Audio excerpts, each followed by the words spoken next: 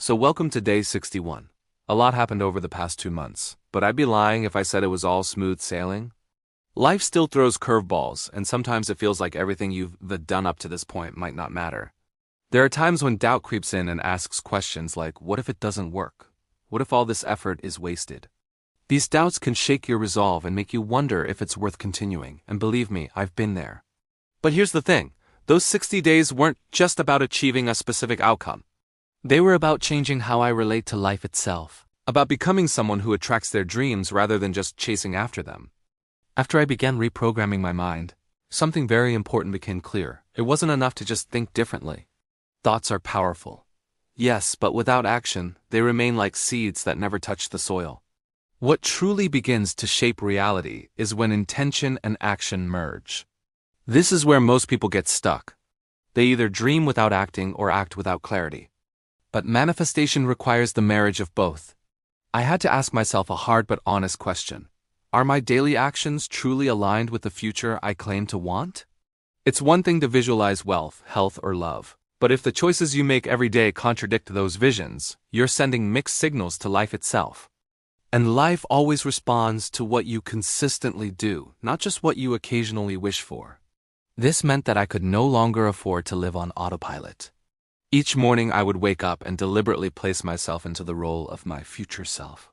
I would ask, if I were already living my dream life, how would I show up today?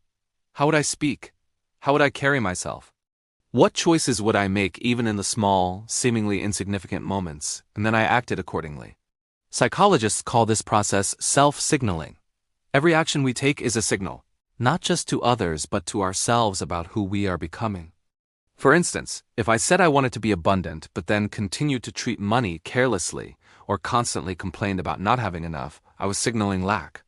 If I said I wanted health but kept indulging in habits that drained my energy, I was signaling self-neglect. My subconscious was always watching, always taking notes. And so I realized that alignment wasn't about grand gestures. It was about consistency in the little things. This wasn't always easy. Some days the old patterns wanted to creep back in. But I treated each day as a rehearsal for the future I was building. If an opportunity arose that seemed small, I still gave it my full presence because I knew that how I handled the small was a test for the larger things waiting to arrive. It reminded me of an old saying, as above, so below. As within, so without. As in the small, so in the great. The way you handle today is a mirror for how you will handle tomorrow. And what's fascinating is how quickly momentum builds when your actions align with your vision. Within weeks, I started noticing what some would call coincidences, but what I prefer to call synchronicities. A chance encounter here, an unexpected opportunity there, a door opening in a place I had once assumed was closed. It wasn't random. It was the natural response of a reality aligning with the frequency of my actions. You see, opportunities often already exist around us, but until we act in harmony with them, they remain invisible. Another critical piece here was integrity. Integrity isn't just about keeping promises to others. It's about keeping promises to yourself.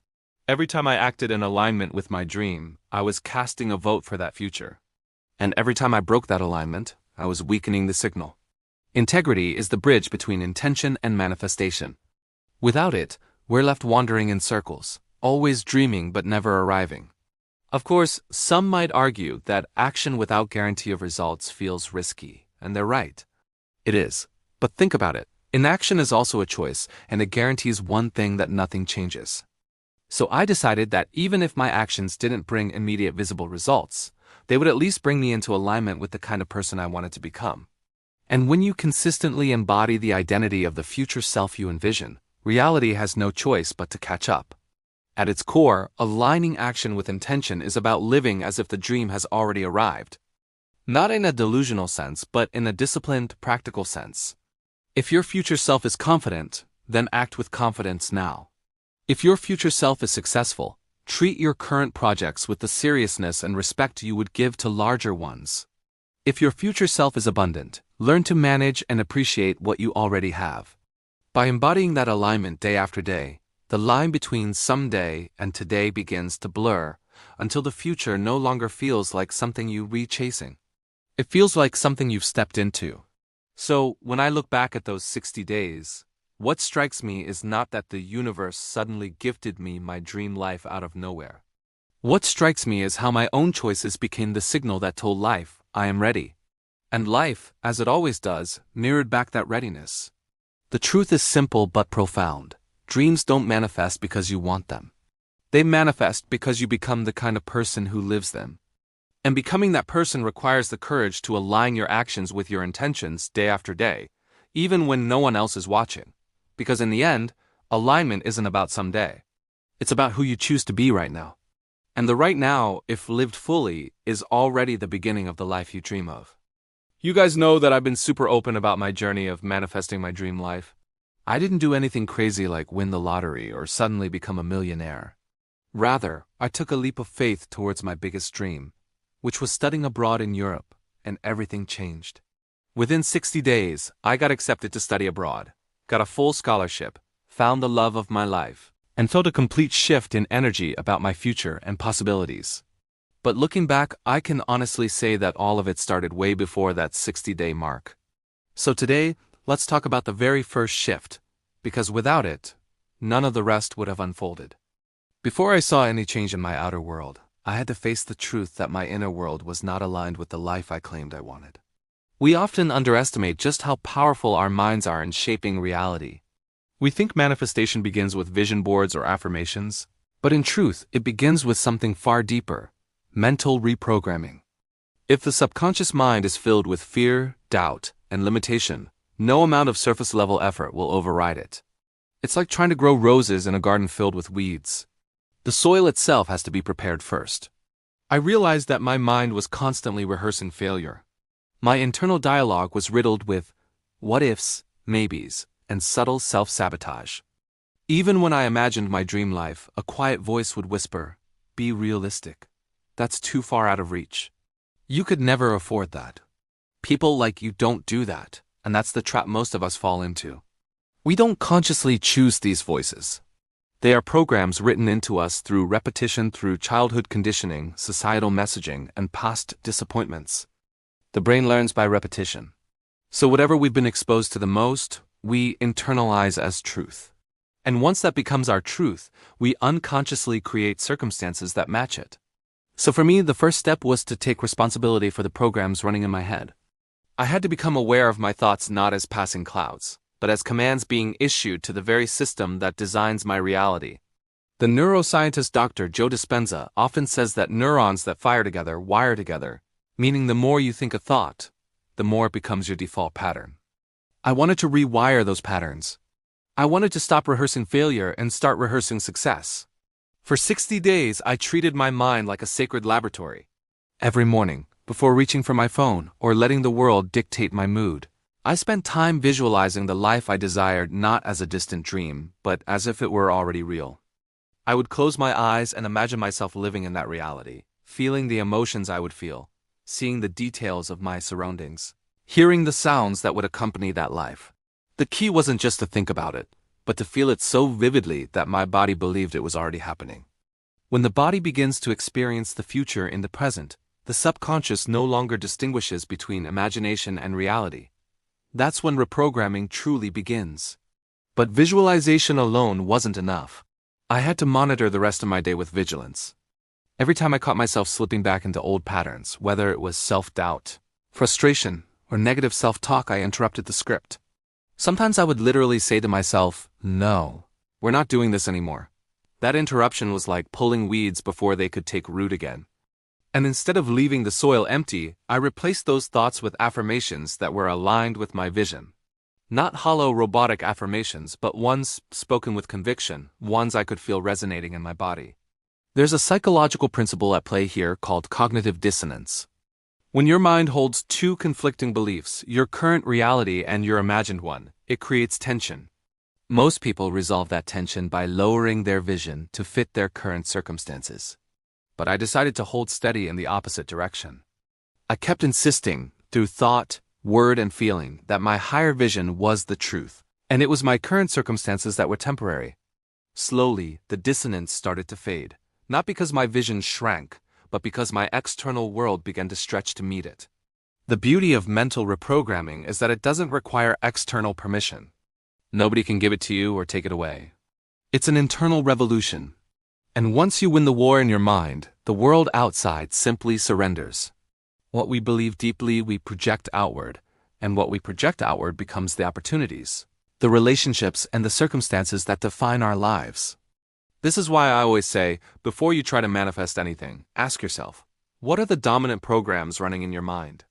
Because the truth is, you will never rise higher than the story you're telling yourself on repeat. Change the story, and the ending changes with it.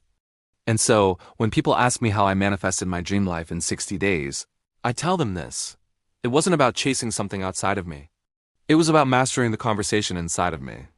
Because once you win the war in your mind, the world outside simply surrenders. There's a quote I read once that resonated with me so deeply that I then made it the guiding principle of my life. Act as if what you do makes a difference. Because it does. At first glance, it seems like a simple statement. It almost sounds like a platitude. But when you really internalize it, its implications are profound. For me, it was a pivotal moment in my life. It was the spark that ignited my journey of self-discovery and personal growth. You see, I spent many years of my life feeling like a small fish in a big pond. I had dreams, aspirations, but I also had a lot of limiting beliefs holding me back. I questioned my abilities. I doubted my potential, and I often felt like I was merely reacting to the circumstances of life rather than proactively shaping them. Then one day, I stumbled upon that quote. Act as if what you do makes a difference, because it does. It was a turning point. It challenged me to take control of my life and to believe in my ability to make a real difference. It's just such a powerful concept because it shifts the focus from what we think we can do to what we choose to do.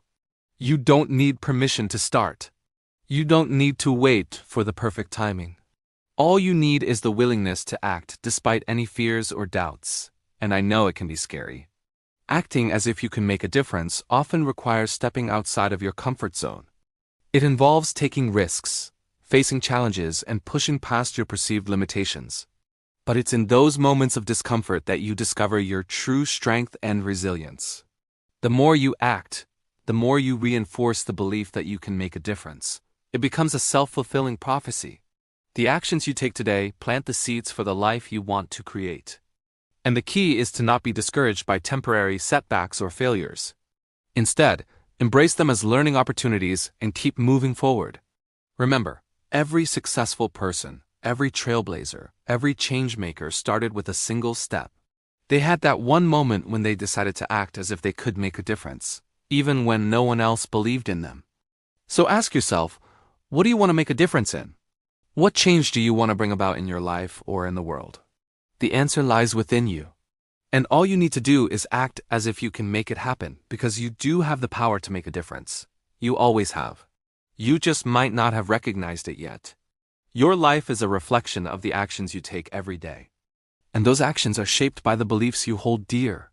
The beliefs that tell you what you can and can't do, what you can become and can't become. So start today. Start with the actions that align with the kind of life you want to create. Believe in your ability to make a difference and watch as your beliefs shape your reality. You don't need to wait for the perfect timing. There is no such thing. The timing is perfect right now. You are perfect right now, and the world needs your unique gifts and talents. So go out there and act, make a difference. Live a life that reflects the extraordinary person you are. Don't just exist, live, make your life a masterpiece. And remember, every step you take, no matter how small, is a step in the right direction. Just keep moving forward and never stop believing in your ability to make a difference because you can. You absolutely can.